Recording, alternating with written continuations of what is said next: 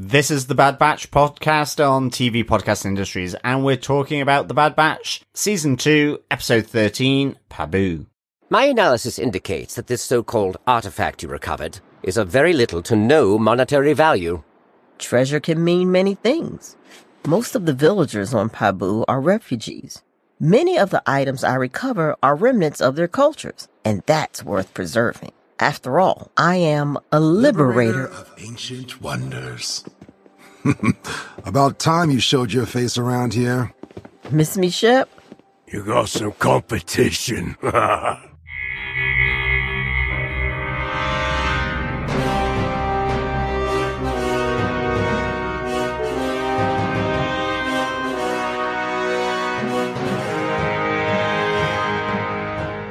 Welcome back, fellow Batchers, to TV Podcast Industries. We are the Bad Batch podcast, and we're talking about episode 13 of season 2, Pabu. I am one of your vacationing hosts, John. Kind of fancy a vacation right now. I'm your other host for this episode, Derek. I would love to be visiting Pabu. It looks gorgeous. Maybe not in tsunami season. No. But it did look lovely, Pabu. Did. Certainly better than Sid's bar. Definitely. Yes. Definitely, yes. Most definitely. But before we get into our spoiler-filled review, please head on over to any good or evil, or dare I say it, Jedi or Sith podcast catcher of your choice and check out TV Podcast Industries. Or you can check out the Bad Batch stream as well. To just get that stream if you want to. You can also head on over to our website at tvpodcastindustries.com, where you can also catch the podcast. Yeah, all of our podcasts are available over there as well. Yeah, we'd also love to hear your thoughts about the Bad Batch. Only 2 more weeks to go of the Bad Batch. We got 1 episode next week and then the big finale with 2 episodes the week after that. So we'd love to hear what you've been thinking about the Bad Batch. Just email us to feedback@tvpodcastindustries.com or pop on over to our Facebook group at facebook.com/groups/tvpodcastindustries to share your thoughts. Yes. Chris isn't with us this time. He is vacationing in a small island. Let's hope he survives the sea. Let's hope so. Let's hope so.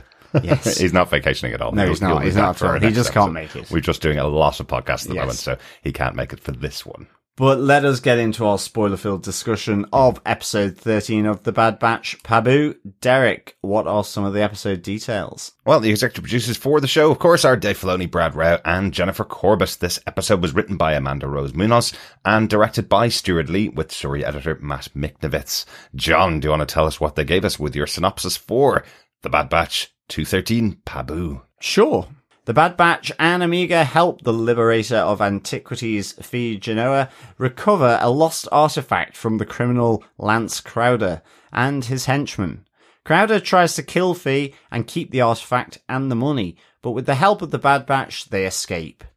On the Marauder, Phee learns that the Bad Batch have severed ties with Sid when a transmission comes through from Sid warning Hunter, Wrecker and Tech that their mutually beneficial arrangement is at stake, and reminding them what she knows about their past. With no base to return to, Phee convinces the clones to accompany her to the peaceful island of Pabu, her home from home.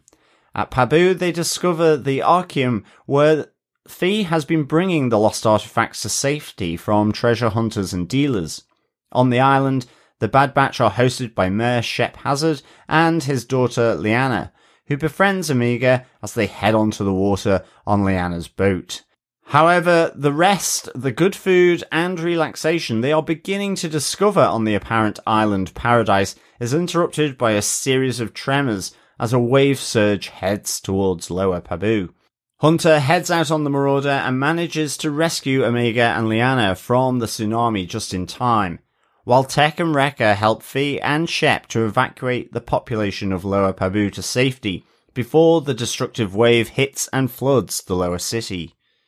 Following the tsunami, the Bad Batch happily agree to stay on and help rebuild Pabu. We wonder what Pabu meant last week. I had no idea, and of course, it's a planet. It's a place. place. Yeah, it's a place. Yeah, it's a city on an island. Yes. In an ocean. Yes. Far, far away. Exactly. So we couldn't have guessed what it was last week until we watched the episode, basically. No, not at all. Yeah. But even though blasters would never have been heard on Pabu before, let us get into our top blaster points for the episode. First off, blaster point number 1. Yes, it's Phee, the liberator of ancient wonders. Yeah, we hear a lot of blaster points at the beginning of the episode, John.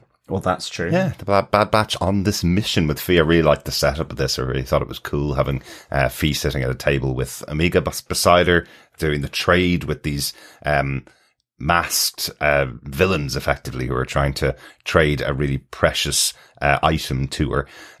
Feels a little Indiana Jonesy, but as you kind of look around the room, you can see Hunter's there as well, and the reveal that Rekka's there as well to protect Phee. Loads of support there in the background. I kind of love how it all played out here. Well, absolutely. And it's not even that the artifact is valuable. It's valuable from a cultural or sentimental point of view as well, because you hear Tech going, this is really not very valuable. In a sense, we've almost risked our lives for this.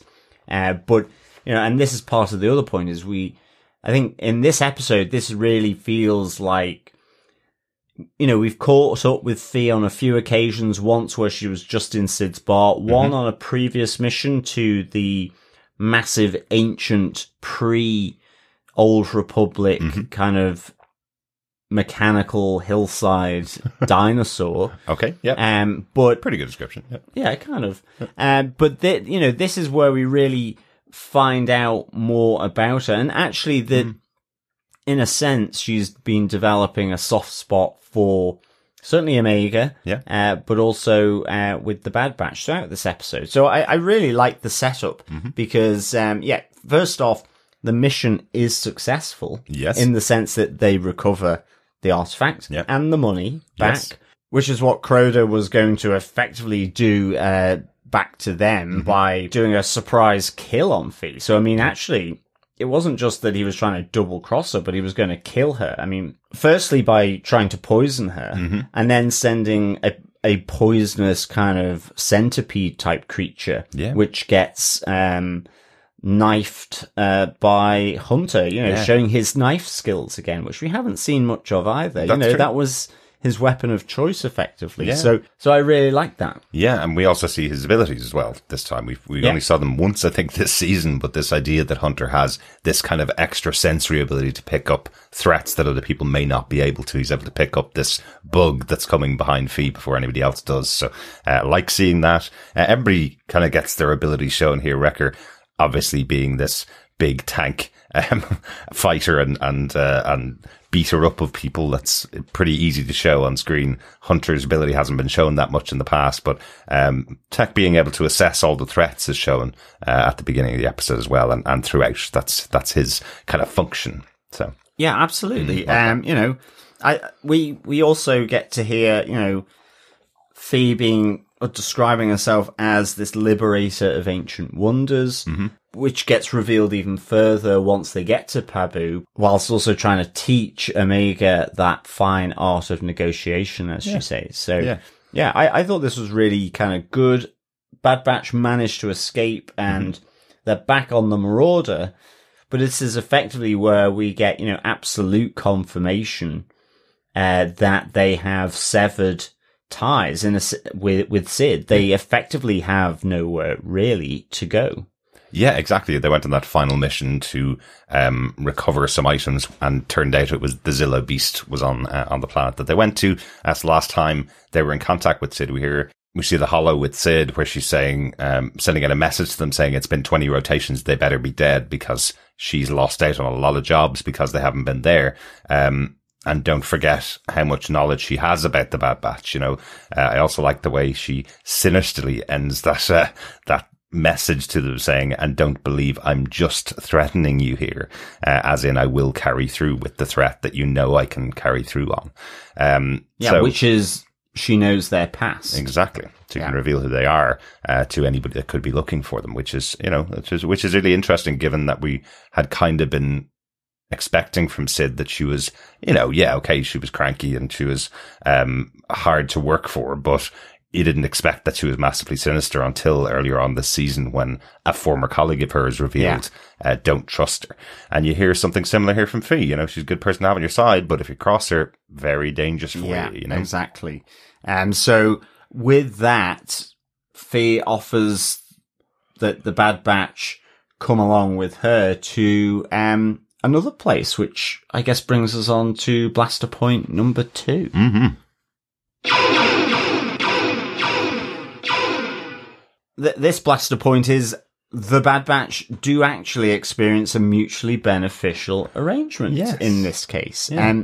First off, great location, good weather, beautiful sea breeze and air, you know, lovely sea views wherever you want them, but also at least the leader of Pabu, which is Mayor Shep Hazard, an unfortunate surname. I think it's pronounced Hazard or something like that. Okay. But certainly, you know, given they seem to be suffering from tremors, then it's an ironic name for such a apparently idyllic island.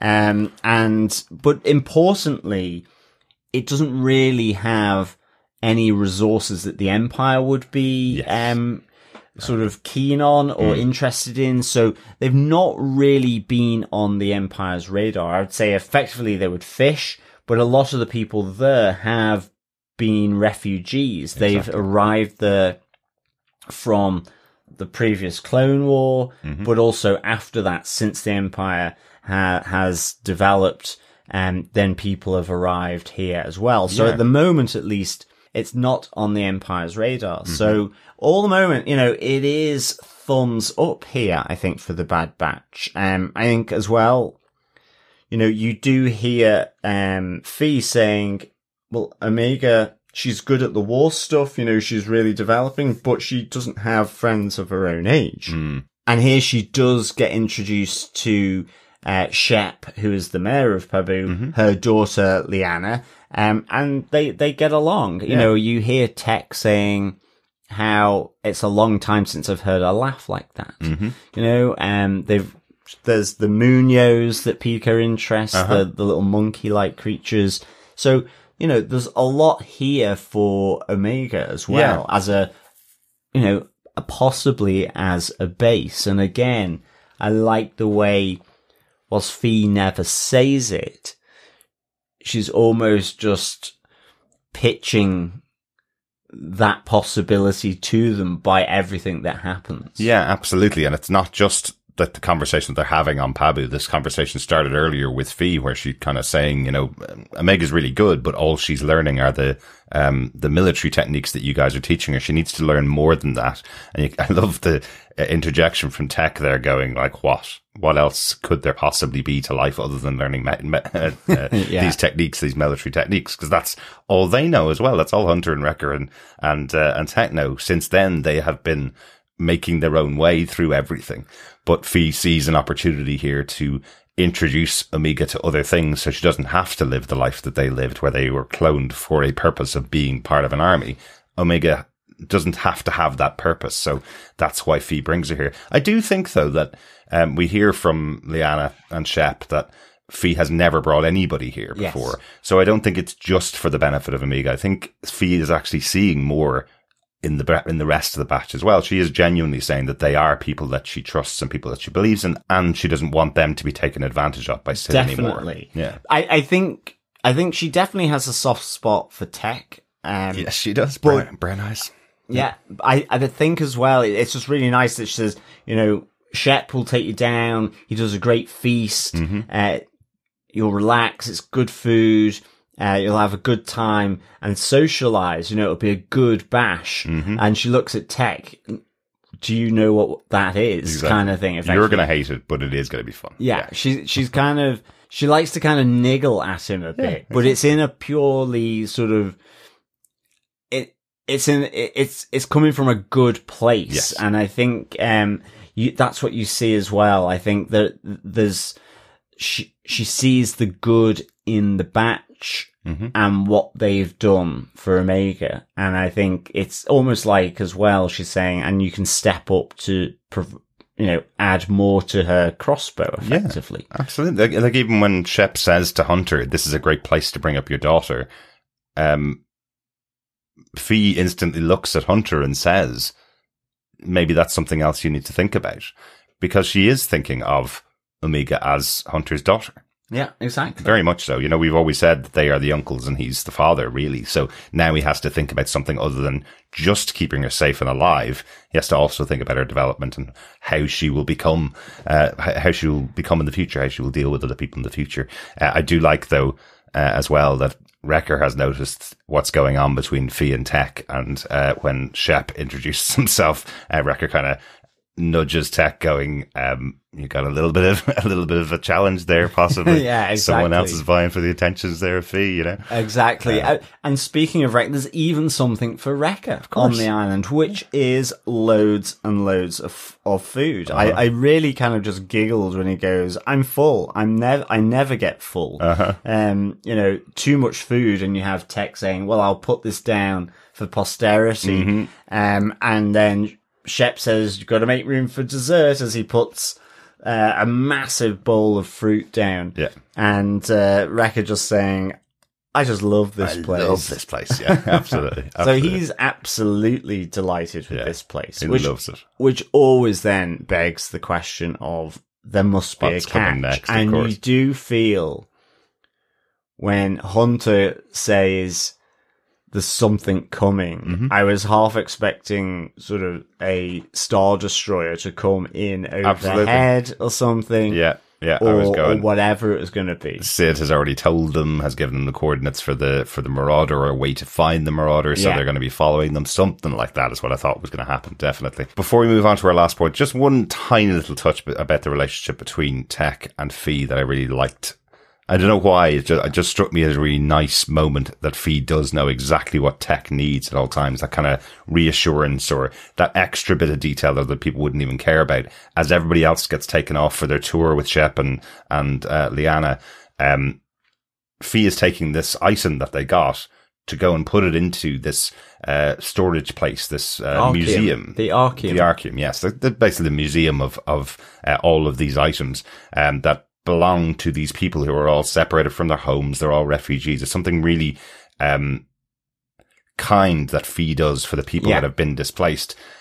And as she walks off, she turns around to Tech, just saying, to confirm to him, "I'm just going to put this in a safe place where it needs to be. This is what I do for these people." And Tech is satisfied with that. It's almost like he's expecting there's going to be a catch here with this beautiful place that he's been brought to. Yeah. He's looking for, what's the problem here? What's the challenge here? And she just gives him that extra little bit of reassurance, just to say, don't worry, not going far, just going over here to do this, to finish off what I came here to do, basically. So, it's a really interesting idea, this idea of the displaced people after a war, the refugees and what happens to them, because you don't see them very often. You kind of think of, the rebels versus the Galactic Empire. You don't really think about what happens with the normal people.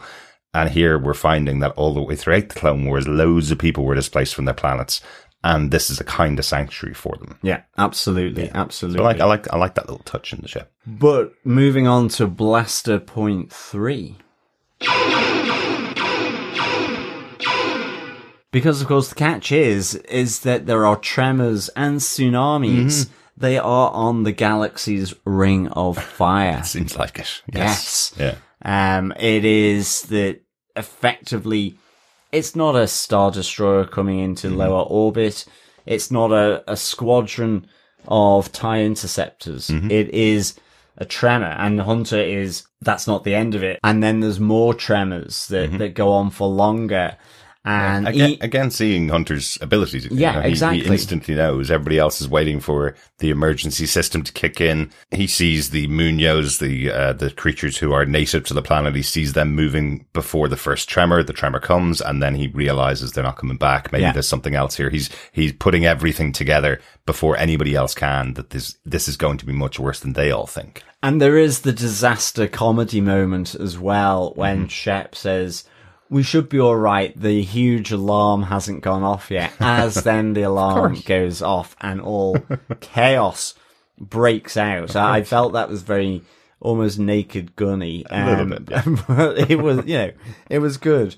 So yeah, absolute chaos ensues because Omega and Lyana have gone off on a boat together, just becoming friends, and they're out on the water. Plus, there is, the island is a very distinct shape, and when you see it from above, you realize why at one point there was no lower Pabu. True. It was, the city is right at the top because that's where the tsunamis won't hit. Yes. Can't reach. Exactly. So, you see that maybe it's been a long time since a tsunami has hit. Yes, I think Shep says 30 years, 3 decades, I think he says. Yeah.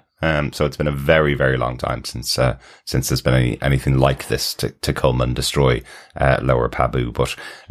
But yes, as we said, one of the things that I particularly like about this episode is that we get the Batch using all of their abilities. Yeah, exactly. We have Wrecker being able to save people with his strength, being able to go round really quickly and gather everybody together. We have certainly the old deaf guy who doesn't know what's happening, so he just gets lifted up and is then even more confused. So I like that. Like definitely. Tech using his abilities as well. He's the one that determines that they need a quicker way to get everybody away from Lower Pabu, because if they're all rushing at the same time, we're not going to be able to save everybody, as he says, and finds that there's another option. There's the emergency ladders that'll get them all out of the area. So he's using his abilities of analytics, I guess, is what Tech does. Yeah, and aided by Phee. She's the one that mentions the ladders. Yeah. And then they both grapple gun their way. Kind of romantic for Tech to be grappling Phee up the walls to rescue the day. Very Star Wars, little Luke Skywalker and Princess Leia. Absolutely. When there could have possibly been a romantic connection. Exactly. And Tech using his tech abilities as well. Say the ladders need to be loosened because they've rusted before they can be let down. Yeah, exactly. And we already mentioned Hunter, obviously having the foresight to know that there's something bad is going to happen, but he also is the one that goes and saves Omega and Lyana from drowning. Yeah, using the Marauder. Yes, exactly. I really liked actually when the engines fired up on the Marauder, because it was nighttime, because there is that moment where Phee goes to Tech, wait for it, and you're just wondering whether it's going to be a flock of birds of some description, or a triple sunset, triple sunset or something like that.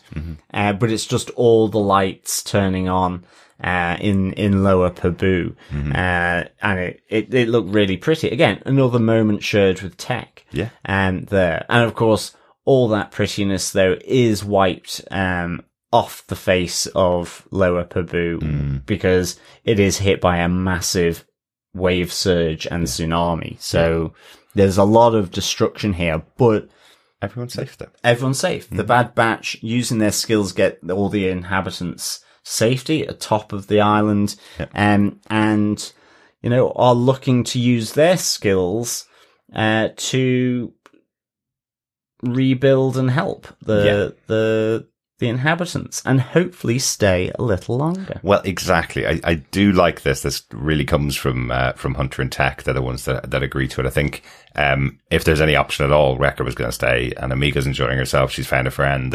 They're enjoying themselves in this place. But it's Hunter and Tech that kind of go, yeah, well, now that we can also be useful here and help them rebuild the place, now we'll stay, but only to rebuild the place. It's like, we're not going to set down roots here.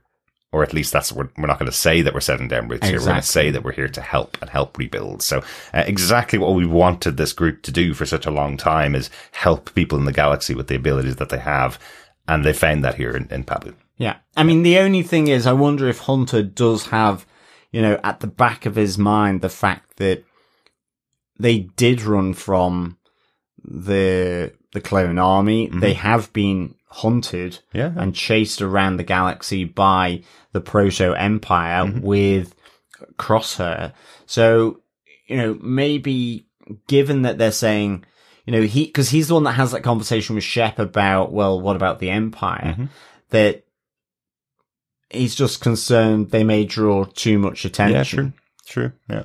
That's got to be a concern that's in the back of the mind, especially from that threat from Sid earlier on as well. But I think he has realised, exactly as Phee said, that Omega needs more than just travelling around the galaxy and being in pretty much constant danger with these guys. But if they can put a hinge on the top of that mountain, it's almost like Thunderbirds. It could be. For the Marauder. It could be. Exactly. I like it. So yeah, overall, I think that's the main points of the episode. One tiny thing again, another line almost that I really liked, was in the conversation with Omega and Lyana. And Lyana's asking Omega, well, why did she leave her planet originally? Yeah. And literally Omega just says the Empire. Doesn't say anything more, nothing else, and instantly she's accepted by Lyana, because that's the story that pretty much everybody on this planet must have had at some point. Yeah. They're here because the Empire did X, or did fill in the blanks yourself. She knows Omega probably doesn't want to talk about details of that, but is just willing to accept her immediately. Exactly. I'm so sorry for you, you know? Yeah, definitely. Yeah, it's really good. Well, great. I think that's our blaster points.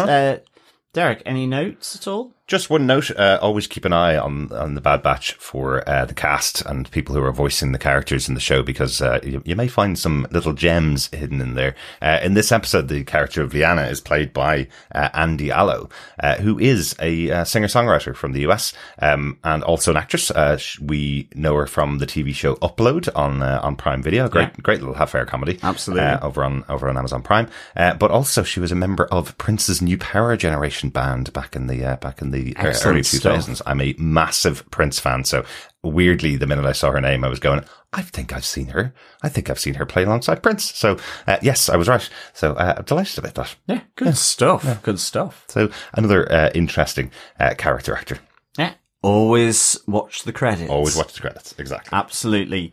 But Derek, your final thoughts on Bad Batch episode 13, Pabu? Do you know, I really liked this episode. I've watched the episode twice now. And the first time I watched it, I was kind of going, okay, well, you know, it's not full of action and adventure apart from, you know, that closing piece of the episode. It is really the story that you kind of need for the Bad Batch after the second season. What are they doing? Where's their home? They keep saying the Marauders their home, but it can't really be. Where are they going to land, and what are they going to do with their abilities? So this episode actually gave you a lot of that in this episode that seemed to be just exploring a new planet. It's a bit quieter, it's a bit more fun, but I really liked what it's doing for the Bad Batch. There's only 3 more episodes of the season left, and now we've got them in a place that could potentially be their new home. Makes loads of sense for who they are, and they can use their abilities to help rebuild the place and help out and work there almost. So they have a home base now for the next, at least for the rest of the season. So I'm intrigued to see how that plays out, but I thought the episode was a fun episode. It's not the best episode of the season or anything like that, but I did really enjoy it. How about yourself, John? Yeah, no, I really like this. I'd give it 3.5 Munoz out of 5. I think, you know, it's a really simple story here in terms of overall what happens. But I think it added an awful lot to the Bad Batch. You spent time with them, you know. Exactly. It really opened up, even though we know Sid probably shouldn't be trusted. You just, you know, when it was mentioned earlier in the season, you kind of like going, oh, well, is that a real piece of information or not? Here as well, by the end of the episode, because you're seeing how Phee is, you're kind of going, okay, yes, they needed to be wary of Sid, you know, and certainly because of that hologram. So it just adds to confirming what they've done. Exactly. You know, unless they listen to Fee's advice around, you know, you shouldn't just maybe drop her because otherwise she's an enemy and then you're going to be in real trouble. Yeah. But, you know, they're given a glimpse into another way that they can operate, not just through a CD bar doing half-baked missions that are maybe just because of one, like the Zillow Beast, because someone said there was a downed ship, there might be cargo on it. Fee's modus operandi seems to fit with the Bad Batches, really. She's doing stuff for other people, and they're given this glimpse here, and they see how their skills can be used in that setting. Exactly. And so I thought this was really, really good. I just hope Pabu does never get found by the Empire, and because of them being there. And I think that might be why Hunter is cautious here. But in a sense, I thought this was just a really good episode. And I mean, when it's not sort of the more overarching episodes or the darker episodes, like we said, now I think they've really nailed 3 really good, mission of the week episodes where it feels connected with the wider arc that is being told, but also just develops the Bad Batch. Exactly. So I really enjoyed this. But again, I think it was only on the second watch. And again, when discussing it, that I would say that because it was kind of like, oh, okay, what's going on here? But it's quite uplifting, this one, for the Bad Batch. Yeah. Nice to see them all laugh. I think exactly. A bit more. We haven't seen that as much this season. No. Good stuff. Yeah, absolutely. I think let's get on to some of the thoughts for episode 12 and this week episode 13 from our fellow Batchers. Yes. First up on Facebook for episode 12, The Outpost, Dr. Bob Phillips says, okay, so maybe some would say the cold-blooded murder of an annoying manager shouldn't be celebrated, but it's a cracking start to the redemption arc of Cross. Or should that be fuming angry hair as he grows into goodness? Anyone else getting the Iceman cometh vibes? Thanks so much, Dr. Bob. I think we all celebrated the cold-blooded murder of an annoying manager here in that last episode when Crosshair takes out the awful boss that he's just been assigned. I must admit, I've never seen the Iceman Cometh. I must check out the synopsis for that and find out whether there's a connection there with Crosshair's possible redemptive arc. Yes, but let's hope it does continue his redemptive arc. Yes. You never know. Exactly. Maybe he just really didn't like his boss. Yeah, exactly. Although we know where he is right now. He's potentially being turned back to the dark side again. So yeah, and he definitely was fuming angry here as well. He was. He was. Excellent. Good stuff, Dr. Bob. Yeah, thanks, Dr. Bob. Alan Morday also says on episode 12, loved this episode from the soundtrack. The dark synths that we heard in episode 3 are clearly back to the aliens quote, I feel safer already.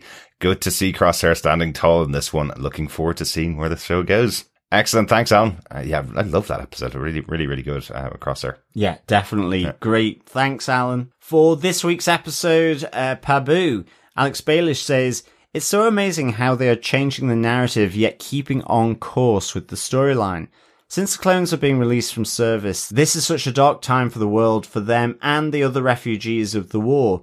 Phee is right that Omega needs more people around her, but the Bad Batch is her family, and another loss like leaving her will be devastating. I hope the Bad Batch can make this work. Yep, me too, Alex. I think potentially Pabu is the place to be. Yeah. Tsunamis aside, of course.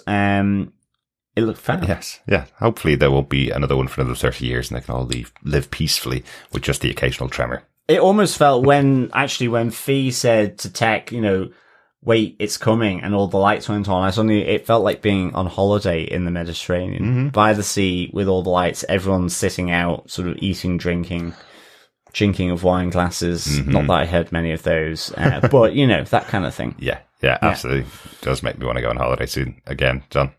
Yeah, absolutely. Episode, we've talked about it so much now that it feels I want to go on holidays. Good stuff. Thanks, Alex. Victor Von Doom says, nice episode. The opening scene reminds me of the Indiana Jones and Temple of Doom opening. The Batch found a soft landing, thanks to Phee, away from Sid, however. Sid's betrayal is imminent, though, as the Imperials are clued into Omega's existence. I was thinking they might join Rex and Echo when done with Sid. It was fortunate the Batch were visiting Pabu when the sea surge struck. The animation continues to impress. I like the scenes at sea. Looks like things will heat up next episode. Absolutely, totally agree with you, Victor. The animation on the show overall is some of the best animation on TV, but I particularly love these kind of episodes where they're animating things that you just don't see in Star Wars at all, Yeah. They've done that a couple of times this season already, but this is another beautiful planet that they're showing here. And as you say, John, you can almost feel the sun in your face like the Mediterranean. Yeah, absolutely. That's really good. Good stuff, Victor. I think you're right. Sid's betrayal is most definitely imminent. It was fairly chilling her hologram to them. And all she has to do is put out in the grapevine that she knows where Omega is, and there's a very interesting party out there, right? Yeah, absolutely. Thanks, Victor. Final piece of feedback for this week's episode is from Kathleen Andre, who says, animation was amazing. It makes me anxious that the mere presence on this otherwise relatively peaceful island will cause its inhabitants a world of pain. Next week will be a lot. Oh yes, looking forward to next week, the penultimate episode before the big finale. So I know there's some really interesting stuff coming up. Yeah, absolutely. Our final bit of feedback for this week's episode. I was going to do the breaking news klaxon there yes, for a second. Breaking news.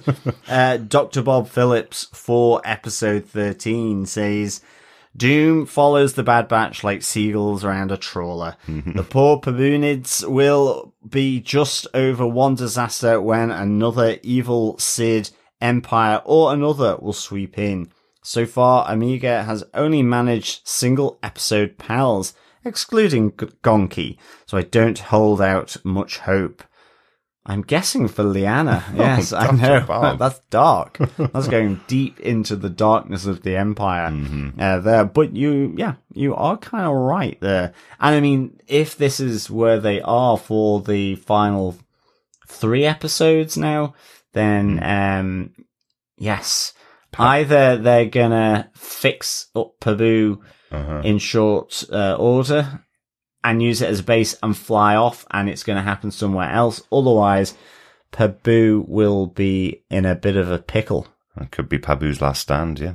Well, yeah, indeed. Potentially. I see that Dr. Bob also echoed Kathleen's thoughts that it only takes the Bad Batch to arrive there and suddenly awful things start happening to an entirely peaceful place.